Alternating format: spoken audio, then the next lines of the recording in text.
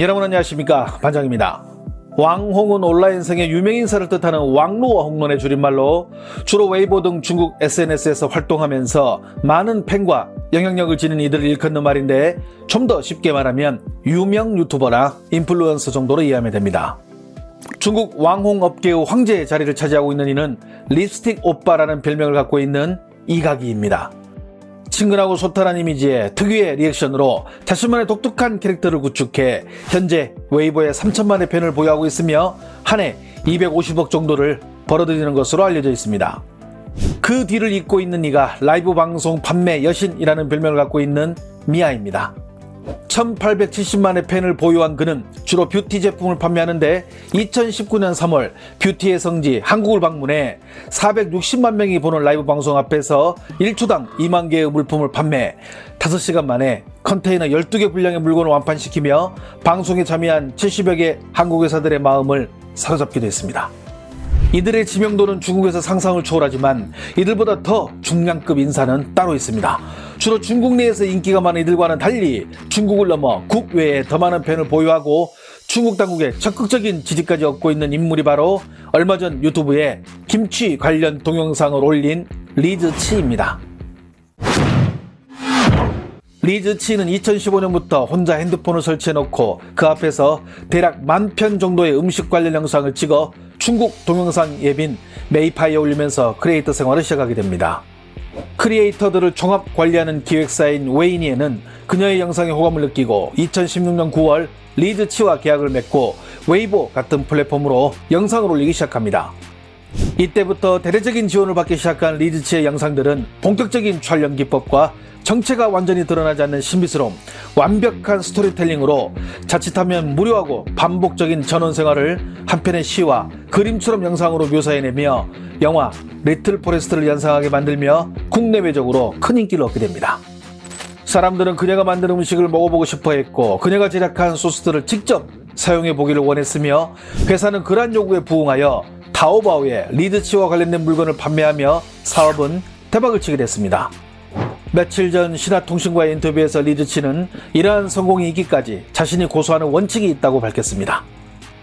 所有的内容从开始到今天为止，我的所有的内容全部是由我主导，我去构思，然后就从一开始我的视频还是我自己给自己拍的，然后到17年的时候有了舅舅，就是我的摄影师，然后来帮我拍摄。然后，但是这一切全部都是我自己的构思，然后还有包括后期剪辑。到现在为止，我的所有视频仍然是我来剪所有片子的主体。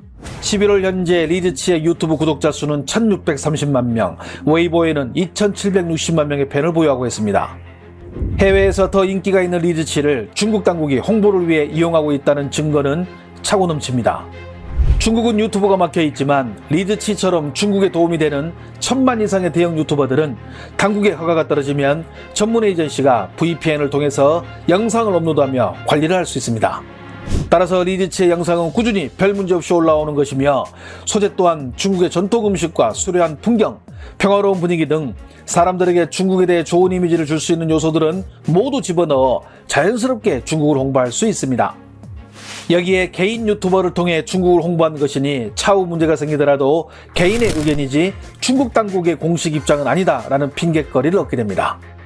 그 예시가 바로 2021년 1월 9일 리즈치가 올린 무의 일생이라는 동영상입니다.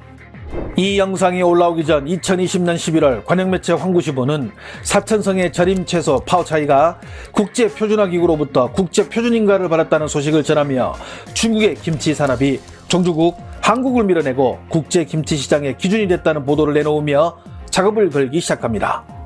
그리고 2달이 지나고 리즈치는 무의 일생이라는 영상을 통해 배추를 소금에 절이고 속을 빨간 양념으로 채우고 장독대에 넣어 숙성까지 시키는 김장의 모든 과정을 연상케 하는 모습을 보여줍니다. 이 영상을 접한 한국 네티즌들이 댓글을 통해 비난을 가하자 이에 질세라 중국의 네티즌들도 우회 접속 방식을 통해 유튜브에 들어와 반박을 하는 등 한중간 키보드 배틀이 벌어지자 이번에는 중국의 정법위원회가 등장하기까지 합니다. 쉽게 말하면 중국 당국이 개인 유튜브 채널에 들어와 한국 네티즌들에게 자신감이 없으면 의심이 많아지고 갖가지 피해망상이 생기는데, 우리가 이런 터무니없는 소리를 듣고 넘어갈 수 있는 것은 중국의 문화적 자신감과 힘 때문이라는 망언을 남기게 됩니다.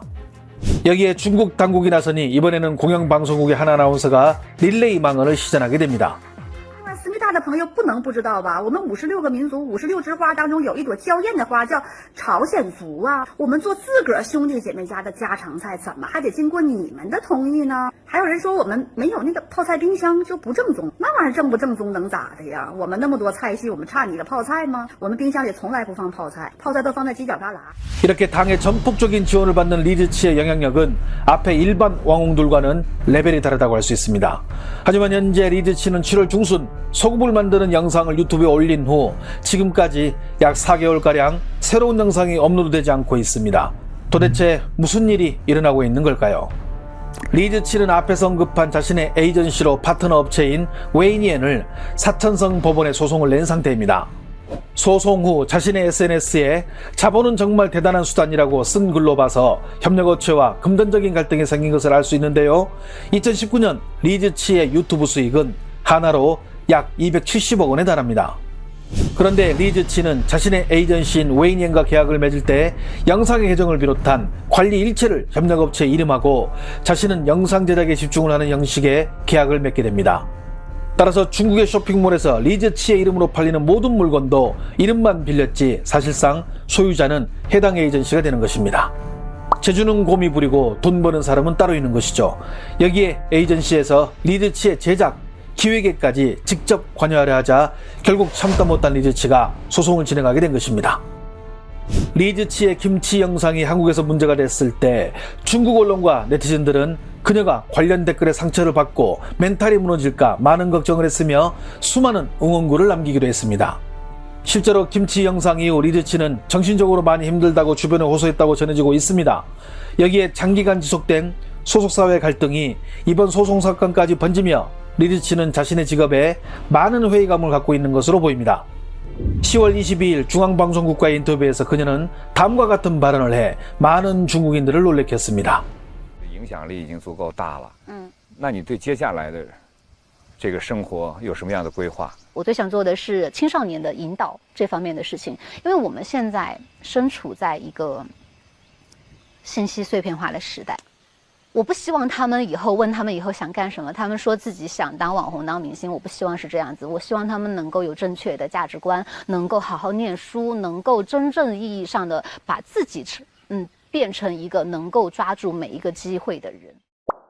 해당 영상은 조회수 6억 뷰를 기록했으며 중국 언론과 네티즌들은 리즈치가 사실상 은퇴 의사를 밝힌 것으로 해석하고 있습니다. 중국 당국의 압력이 있었는지 모르지만 소속사에서 저작권을 리즈치에게 다시 돌려주겠다 등의 뉴스가 나오고 있지만 중졸 학력이 전부인 리즈치는 당분간 공부에 매진하고 싶다며 일체 인터뷰를 거절하고 있는 상황입니다. 차후 그가 다시 현장에 복귀할 것인지 아니면 이대로 사라질 것인지 관심이 가는 대목입니다. 예로부터 우리 서련들은 중국에게 늘 이런 가르침을 주셨습니다. 남의 물건에 함부로 손대지 마라. 오늘은 유난히 시원한 김장김치에 수육과 소주가 땡기는 날입니다. 시청해주셔서 감사합니다. 행복한 하루 보내시길 바랍니다.